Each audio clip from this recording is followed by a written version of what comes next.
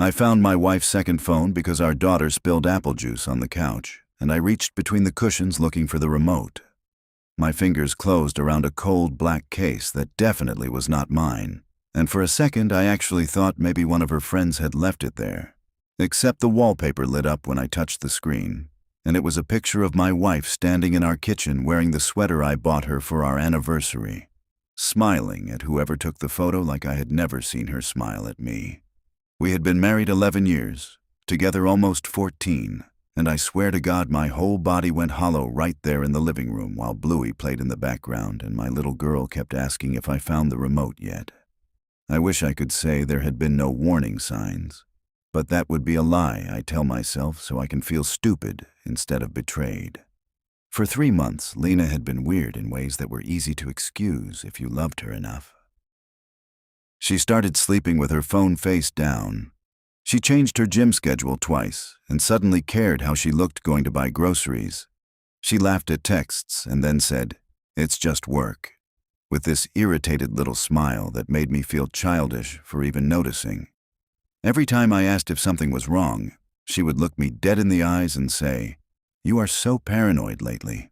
Not everything is about cheating, Evan. Maybe deal with your insecurity instead of turning me into the villain." After hearing that enough times, I started apologizing for my own instincts. The second phone had no passcode.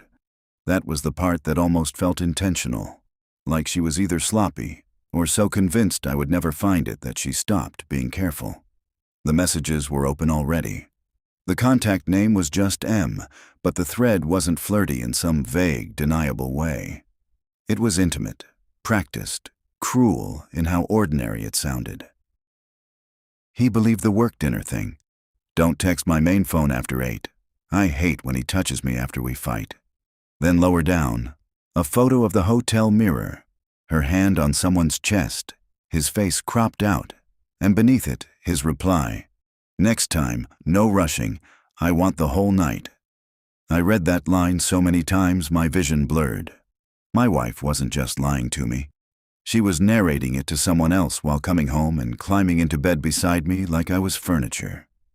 I heard the front door open while I was still holding the phone. Lena walked in carrying takeout, saw my face, then saw what was in my hand, and for one split second she looked terrified. Then it vanished.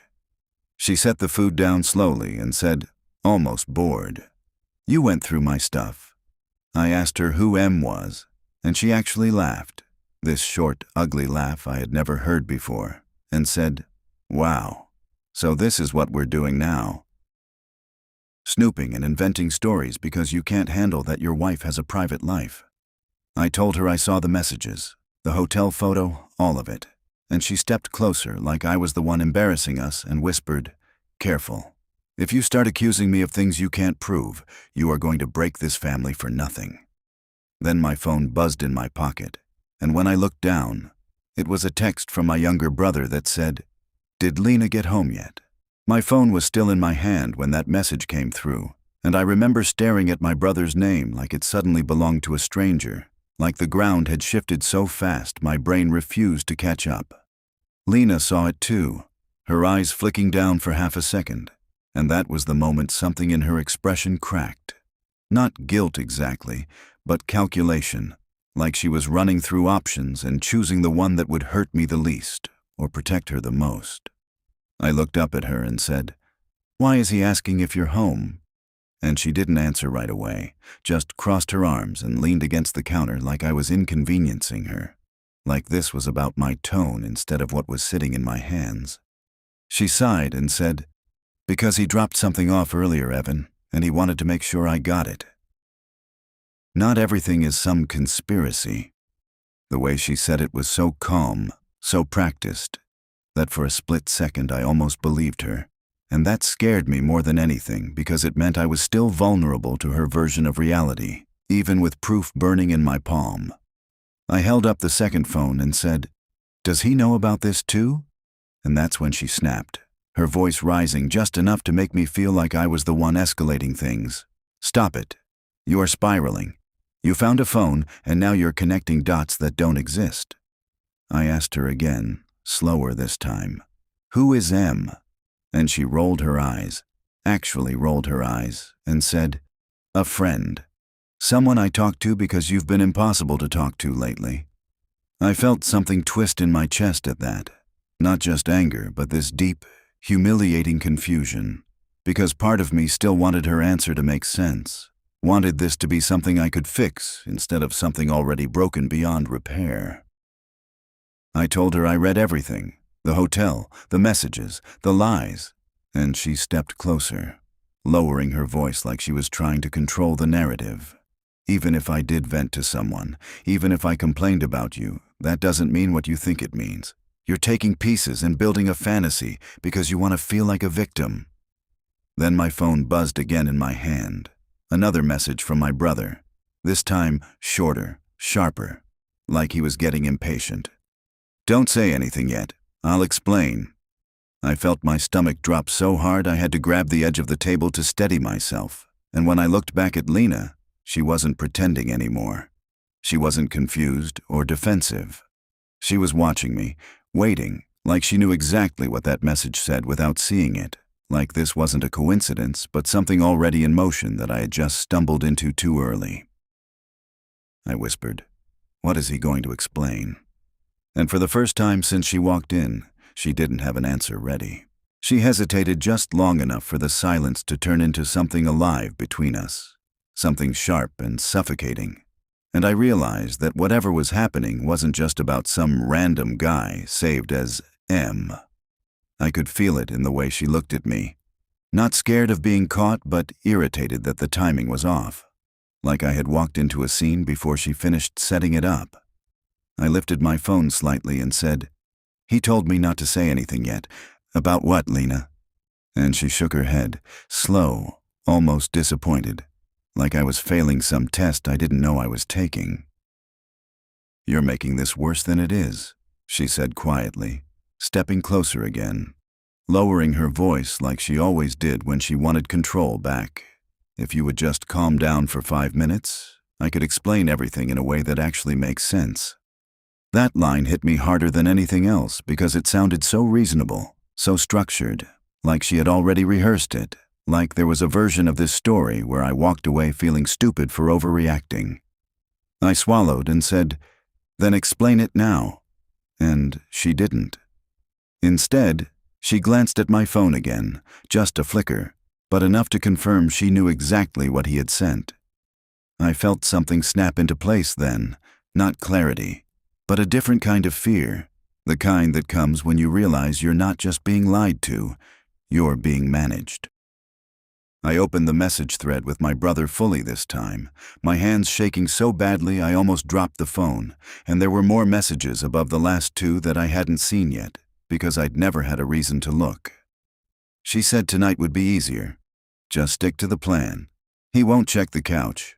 My chest tightened so fast it felt like I couldn't breathe. Like every piece of normal life I thought I had was being peeled back layer by layer. I looked up at Lena and said, "What plan?" And this time her expression didn't shift into denial or anger. It went cold.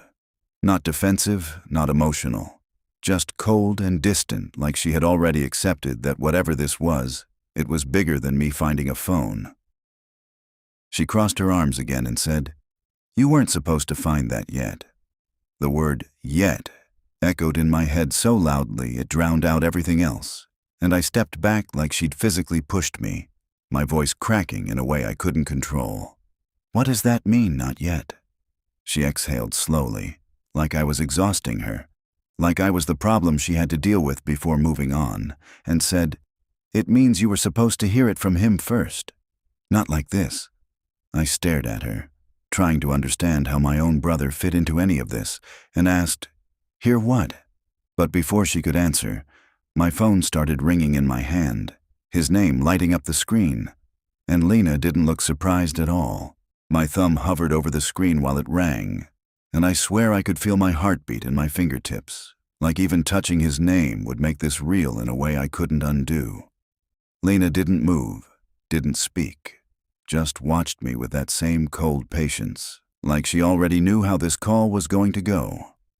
I answered anyway, because not answering felt worse, like letting them keep whatever this was going behind my back. "What are you going to explain?" I said immediately, my voice tighter than I wanted, and there was a pause on the other end that stretched just long enough to confirm everything was already wrong. "Evan, just listen to me for a second, okay?" my brother said, and the way he said my name, careful, almost rehearsed, made something inside me recoil. I let out a short, broken laugh and said, "No, you don't get to ease into this. I found her second phone. I saw the messages. I saw you telling her I wouldn't check the couch. So start talking." There was another pause, longer this time, and I could hear him breathing like he was trying to choose the exact words that would hurt the least, which somehow made it worse because it meant he knew exactly how bad this was. "It's not what you think," he said finally, and I closed my eyes because of course he did. Of course that was the first line out of his mouth, the oldest lie in the world dressed up like reassurance. "Then tell me what it is," I said, and I could hear the edge in my voice now, that thin line between control and collapse. He exhaled and said, "Lena asked me for help. She's been trying to figure out how to tell you something, and I told her we should do it together so you wouldn't feel blindsided." I turned slowly to look at her, and she didn't deny it. She didn't even flinch. She just held my gaze like this was still something she could steer. "Tell me what?" I asked, quieter now, because the anger was starting to mix with something heavier, something I didn't have a name for yet. My brother hesitated again, and then he said, "About her leaving." The word hit like a physical impact, like all the air got knocked out of my chest at once. "Leaving?" I repeated, and Lena finally stepped forward, her voice calm again, controlled. "I was going to tell you tonight, Evan. That's why he came by earlier. We didn't want it to turn into this." I stared at her, my mind scrambling to catch up, because none of that explained the phone, the messages, the hotel, any of it, and I said, "You're leaving me, and your way of doing that was..." "What, exactly? Secret phones and lies?" She shook her head slightly, like I was still missing the point, and said, "Those messages aren't what you think they are." My grip tightened on the second phone as I said, "Then who is M?" And this time, when she answered, her voice didn't waver at all. "M is your brother." For a second, I genuinely thought I misheard her, like my brain rejected the sentence before it could fully land. But she didn't correct herself, didn't soften it, didn't say I misunderstood. She just stood there, steady, watching me absorb it, while my brother's voice was still on the phone saying my name over and over like he was trying to reach me through glass. I pulled the phone away from my ears slowly and looked down at the second phone in my other hand, at the messages I had already read a dozen times, and suddenly every word rearranged itself into something even worse than before. "Don't text my main phone after 8. He believed the work dinner thing. Next time, no rushing." I felt my stomach twist so violently, I thought I might actually be sick right there on the floor. "You're lying," I said, but it didn't sound like anger. It sounded thin, desperate, like I was begging her to contradict herself. She didn't. She just tilted her head slightly and said, "Am I?" And that calm, measured tone made it feel like she was dissecting me instead of talking to me. I brought the phone back to my ear and said, "Tell me she's lying." But my brother didn't answer right away, and that silence was louder than anything he could have said. When he finally spoke, his voice was low, strained. "It didn't start like that, Evan. I swear to you, it didn't." The room felt like it tilted. "Didn't start like what?" I asked, my voice cracking, because there was no version of this that made sense anymore, no version where this could be explained without destroying everything. He exhaled sharply and said, "She came to me because she was unhappy. We talked, a lot. I thought I was helping. I thought I was, I don't know, being there for her when you two were fighting." I let out a hollow laugh that didn't sound like mine and said, "So your solution was to sleep with my wife?"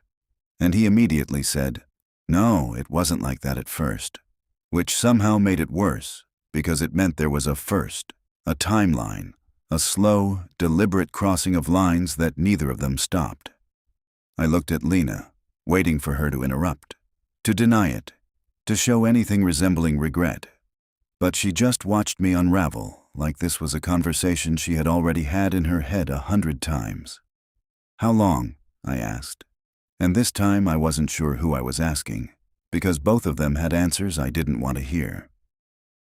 My brother hesitated again, and Lena answered for him, her voice flat, almost bored. Long enough that pretending you didn't notice anything started to feel insulting. That hit deeper than the betrayal itself, because it reframed everything, every doubt I had pushed down, every moment I chose to trust her instead of myself. I felt my chest tighten as I said, "You planned this. The phone, the messages, him texting me." She shook her head slightly, like I still didn't understand, and said, "We planned how to tell you. The rest just happened." I stared at her, at the woman I had built my entire life around, and realized I didn't recognize her at all. "So what now?" I asked, my voice barely holding together. And she finally smiled, just a small, tired smile that didn't reach her eyes. "Now," she said, "you stop acting surprised."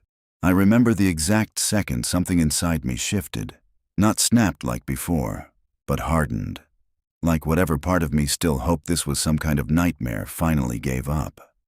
I looked at her and said, "Stop acting surprised," and my voice came out steady in a way that didn't feel like me anymore, because I wasn't asking.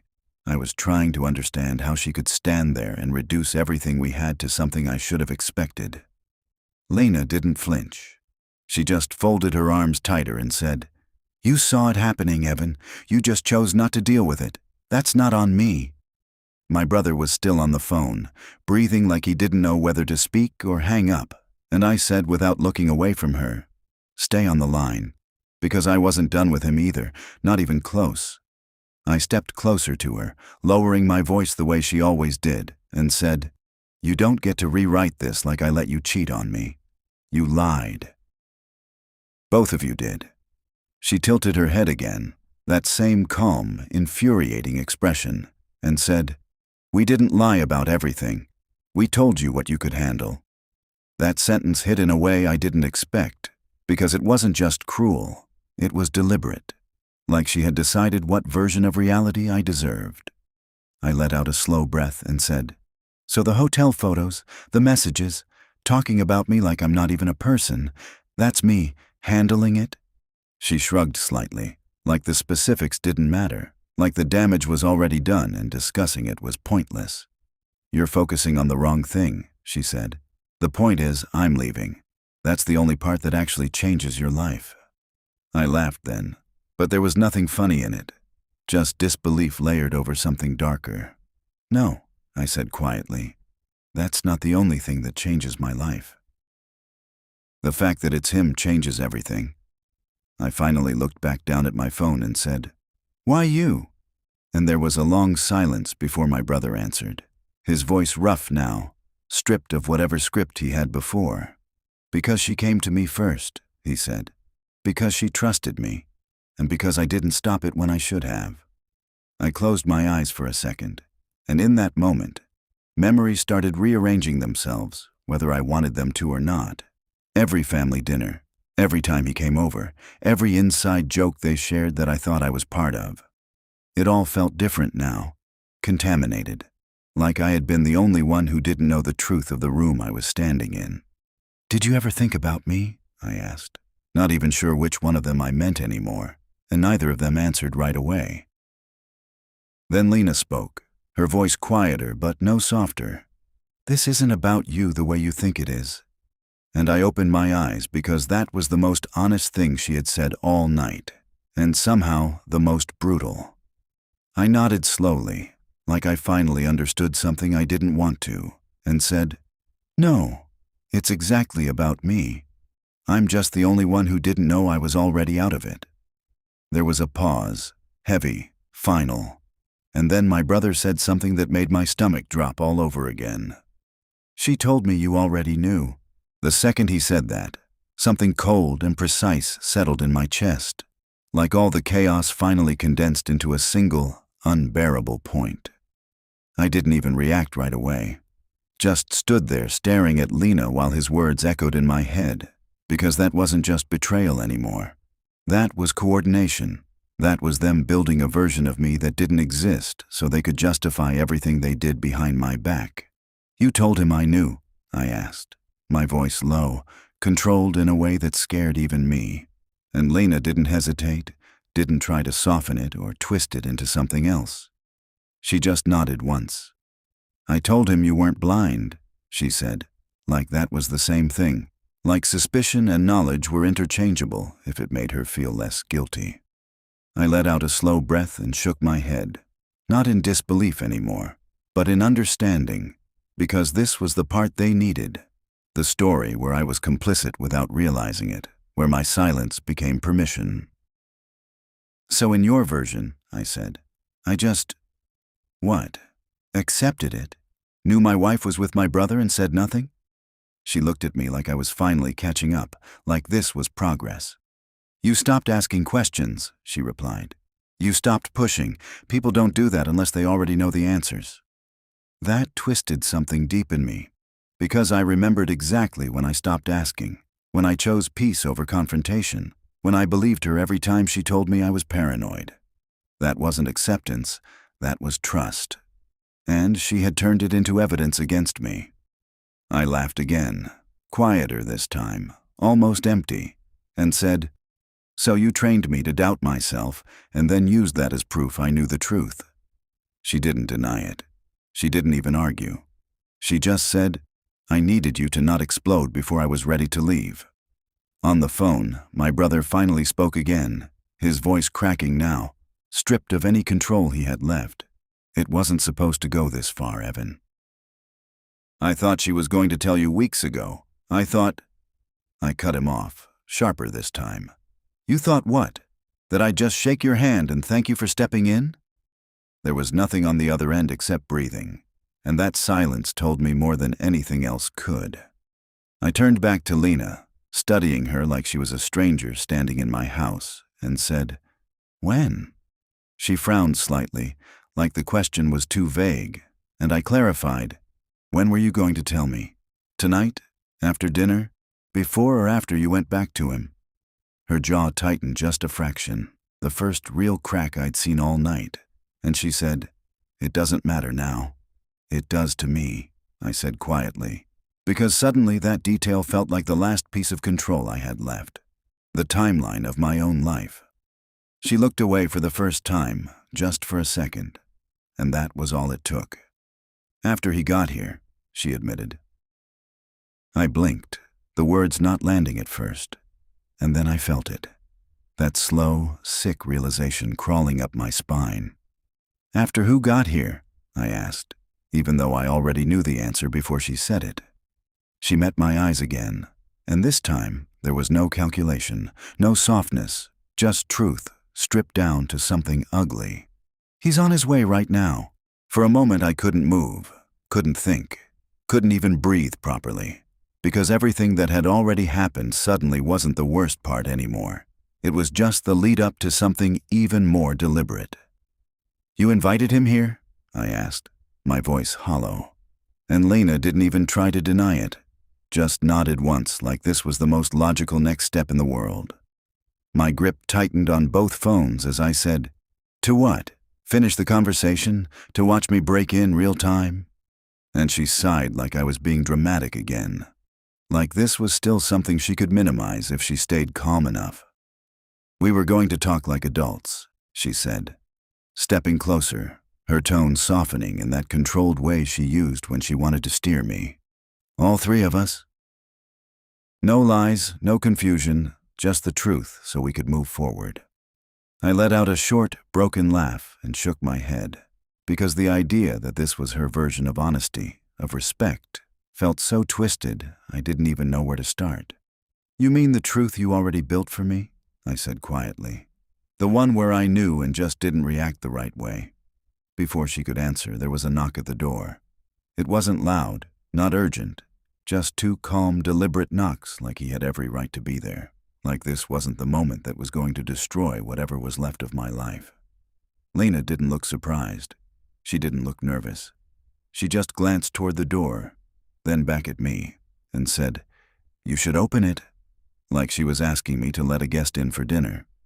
I stood there for a second, staring at her, trying to find anything in her face that resembled the woman I married, anything that suggested this wasn't real, but there was nothing there for me anymore. Just distance, just decision. My phone was still connected, my brother still on the line, and I could hear him say my name again, quieter this time. "Evan, don't do anything you'll regret." I almost laughed at that, because whatever I did next was already too late to matter. The knock came again, slightly firmer this time. I walked to the door slowly, every step feeling heavier than the last, like I was walking toward something I couldn't come back from. My hand hovered over the handle, and for one last second I thought about not opening it, about walking out, about pretending none of this was happening. But I knew that wouldn't change anything. It would just delay it. So I opened the door. And the worst part wasn't seeing my brother standing there. It was seeing that he wasn't alone.